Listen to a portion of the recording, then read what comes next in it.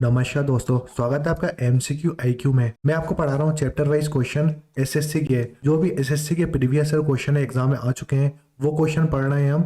और पहला जो सब्जेक्ट उठाया हमने वो हिस्ट्री के जो भी क्वेश्चन एसएससी में आए वो देखेंगे। तो चलिए शुरू करते हैं। ये 12th पार्ट है। आज का फर्स्ट क्वेश्चन है, when did the Indian independence act receive the British royal accent?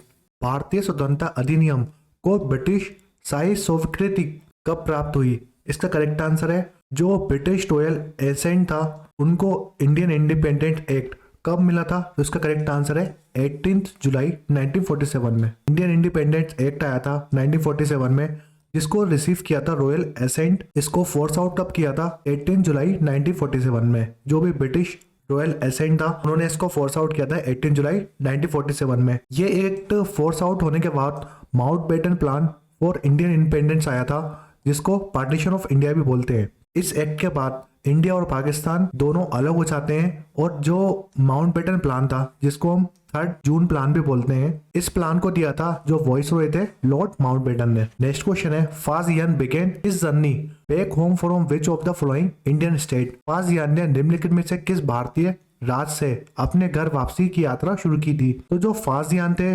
उन्होंने बंगाल से अपने घर की यात्रा शुरू करी थी। इसका करेक्ट आंसर है बंगाल। फाजियान एक मर्चेंट थे, उन्होंने अपने घर की यात्रा बंगाल से स्टार्ट करी थी। ये बुद्धिस्ट मॉन्क थे मर्चेंट के साथ, जो चाइना से आए थे चाइना से इंडिया आए थे पैदल चल के। तो बुद्धिस्ट लिटरेचर लिखी है इन्होंने। फाजियान को फाइयान और शेही भी बोलते हैं, तो याद रखो फाजियान को इन नामों से भी जाना जाता है। जो फाजियान थे ये 5th एडी में आए थे, 5th सेंचुरी एडी में आए थे चंद्रगुप्त सेकंड की कोर्ट में। जो चंद्रगुप्त सेकंड है उनकी कोर्ट में आए थे, जिसको हम विक्रम आदित्य के नाम से भी जानते हैं। तो चंद्रगुप्त को हम किस नाम से जानते हैं? विक्रम आदित्य के नाम से। इनकी कोर्ट में आए थे फाजियान। नेक्स्ट क्वेश्चन है, इन द देश Sarojini Naidu persuaded Mahatma Gandhi to allow women to join the movement? देश में सरोजिनी नायडू ने महिलाओं को आंदोलन में शामिल होने की अनुमति देने के लिए महात्मा गांधी को राजी किया। तो ऐसा कौन सा मूवमेंट था जब महात्मा गांधी जी ने अलाउ कर दिया था कि वुमेन भी ज्वाइन कर सकती हैं सरोजिनी नायडू के कहने में? तो ये सोल्ट सत्याग्रह था।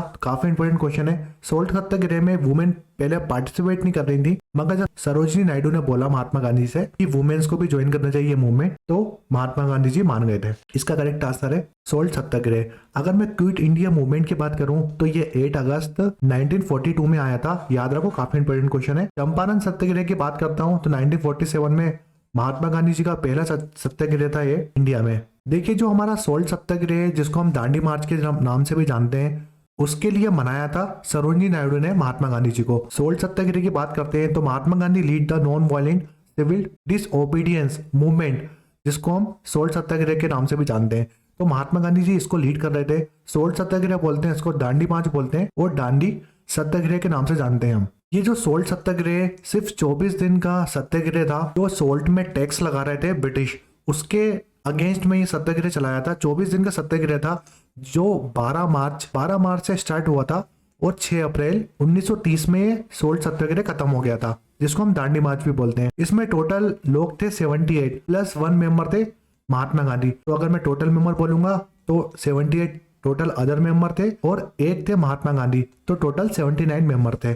डिस्टेंस की बात करते हैं तो 387 किलोमीटर इनने डिस्टेंस कवर करा था, जिसको हम 400 माइल्स बोलते हैं। साबरमती आश्रम से दांडी तक ये पैदल चले थे। तो याद रखो, स्टेट गुजरात थी। गुजरात स्टेट में जो साबरमती आश्रम है वहां से दांडी तक जाए थे। तो ये सोल्ट सत्याग्रह काफी इंपोर्टेंट क्वेश्चन है इसमें। नेक्स्ट क्वेश्चन है, subsidiary alliance treaty was imposed on Awadh in? सहायक गठबंधन संधि देश में अवध में लागू की गई। तो जो सब्सिडी अलायंस थी, जो ट्रीटी थी, वो अवध में कब लागू की गई थी? तो इसका करेक्ट आंसर है 1801 में।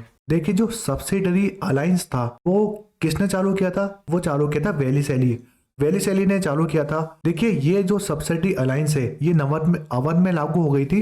अवध जो जगह थी वहां पर 1801 में। सब्सिडरी अलायंस की बात करते हैं तो ये ब्रिटिश ईस्ट इंडिया कंपनी और जो प्रिंसली स्टेट थी इंडिया की, उनके बीच में ये सब्सिडरी अलायंस पैक्ट साइन हुआ था। क्योंकि इंग्लिश जो ब्रिटिश थे ना, ईस्ट इंडिया कंपनी वाले, वो इंडियन किंगडम में कंट्रोल करना चाहते थे। तो याद रखो, इसलिए इन्होंने सब्सिडी अलायंस संधि लगाई थी। अगर मैं बात करूं तो सब्सिडी अलायंस सिस्टम था वो फर्स्ट इंट्रोड्यूस किया था फ्रेंच ईस्ट इंडिया कंपनी ने, जो फ्रेंच ईस्ट इंडिया कंपनी के गवर्नर थे जोसेफ कनकोस्ट डुप्लेक्स, इन्होंने ये सब्सिडी अलायंस सिस्टम चालू किया था पहले टाइम। मगर अगर बात करें ब्रिटिश एम्पायर था, ब्रिटिश ईस्ट इंडिया कंपनी थी, उसमें लॉर्ड वेलिसेली ने ये इंट्रोड्यूस किया था। लॉर्ड वेलिसेली गवर्नर जनरल थे इंडिया के 1798 से लेकर 1805 तक। पहली कौन सी स्टेट थी जो सब्सिडी अलायंस में आई थी? तो हैदराबाद 1979 में, फिर मैसूर, तंजौर, अवध 1801 में, फिर पेशावर 1801 में और बेरार 1803 में इन लोगों ने सब्सिडी अलायंस एक्सेप्ट किया था। नेक्स्ट क्वेश्चन है, विच of the following Hindustani vocalist from Allahabad, along with her famed contemporary Gohar Jan, had the privilege of performing the Empire George V at the Delhi Darbar in 19011? निम्नलिखित में से किस इलाहाबाद की हिंदुस्तानी गायिका को अपनी प्रसिद्ध संकलीन गोहर जान के साथ 1911 में दिल्ली दरबार में सम्राट जॉर्ज पंचम के लिए प्रदर्शन करने के लिए सौभाग्य मिला? तो हिंदुस्तान वोकलिस्ट कौन थे इलाहाबाद के, जिन्होंने, आपको पता है, दिल्ली दरबार सजा था 1911 में। इस टाइम जो लॉर्ड हार्डिंग थे, लॉर्ड हार्डिंग सेकंड थे इस बार गवर्नर जनरल, इन्होंने ये सजाया था दिल्ली दरबार, क्योंकि जियोज और मेरी क्वीन आ रही थी इस टाइम इंडिया में, जो कि एम्पायर थे ब्रिटिश के। तो कौन से हिंदुस्तान वोकलिस्ट थे? तो इनका करेक्ट आंसर है जंकी बाई और गोहर जान ने मिलकर यहाँ परफॉर्म किया था। नेक्स्ट क्वेश्चन है, waiting for a visa is an autobiographical work of which of the following leader of India? Waiting for an visa Bharat में निम्नलिखित में किस नेता की आत्मकथा ग्रंथि है? इसका करेक्ट आंसर है भीमराव अंबेडकर की ये ऑटोबायोग्राफी है वेटिंग फॉर वीजा। ये 20 पेज की ऑटोबायोग्राफी है, लाइव स्टोरी है, BR अम्बेडकर जी ने लिखी है, तो याद रखो। फिर नेक्स्ट ऑटोबायोग्राफी की बात करते हैं, तो व्हाई आई एम एथिस्ट, ये ऑटोबायोग्राफी लिखी थी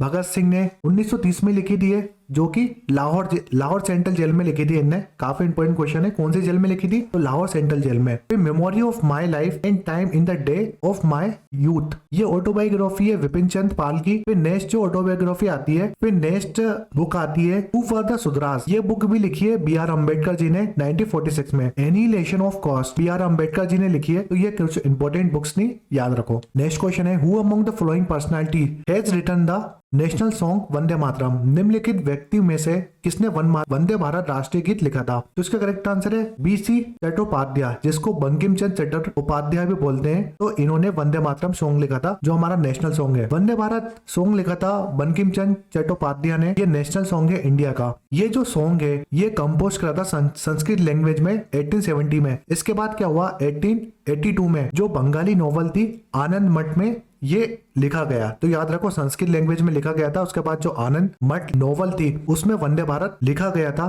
इसको सबसे पहले कब गया था? INC का सेशन चल रहा था 1896 का, इस टाइम गया था वंदे मातरम पहली बार। नेक्स्ट क्वेश्चन है, who among the following khayal singer of 19th century was given the title of Tanras by Bahadur Shah Zafar the last Mughal empire of India? 19वीं सदी के निम्नलिखित ख्याली गायकों में से किसे भारत के अंतिम मुगल सम्राट बहादुर शाह जफर ने तनरस की उपाधि दी थी? इसका करेक्ट आंसर है ऑप्शन बी, मीर कुतुब बख्श। इसका करेक्ट आंसर है मीर कुतुब बख्श को तनरास की उपाधि दी थी बहादुर शाह जफर ने। जो मीर कुतुब बख्श है वो कौन से घराने से हैं? तो दिल्ली घराने से हैं। देखिए, जो लास्ट मुगल थे बहादुर शाह जफर सेकेंड, इनके म्यूजिक टीचर और कोर्ट म्यूजिशियन थे कौन? मीर कुतुब बख्श, और इनको टाइटल दिया था इन लोगों ने तनरस खान का। नेक्स्ट क्वेश्चन है, Ustad Bade Ghulam Ali Khan is also known as, Ustad Bade Ghulam Ali Khan को देश के नाम से भी जाना जाता है। इनको तानसेन ऑफ 20th सेंचुरी, 20वीं शताब्दी का तानसेन बोलते हैं हम उस्ताद बड़े गुलाम अली खान को।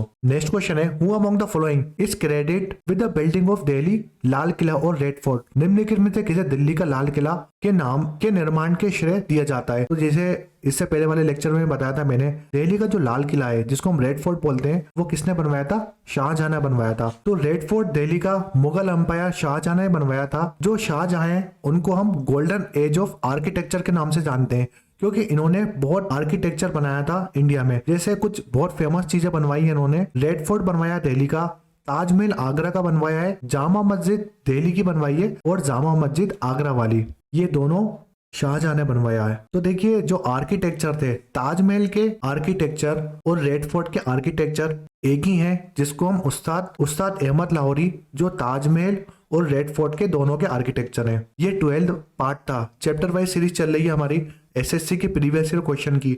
जो भी 2019 से लेकर 23 तक कोई भी एग्जाम हो एसएससी का, उसमें जो भी क्वेश्चन आ चुके हैं वही मैं आपको पढ़ा रहा हूँ। तो वीडियो पसंद है तो लाइक करें, शेयर करें, सब्सक्राइब करें। इससे पहले वाले वीडियो नहीं देखे तो जरूर देखिए। Thanks for watching MCQ IQ. Video पसंद आए तो प्लीज लाइक करें, शेयर करें, सब्सक्राइब करें एमसीक्यू आईक्यू को। कमेंट शेयर में कमेंट करके बताएं वीडियो कैसा लगा।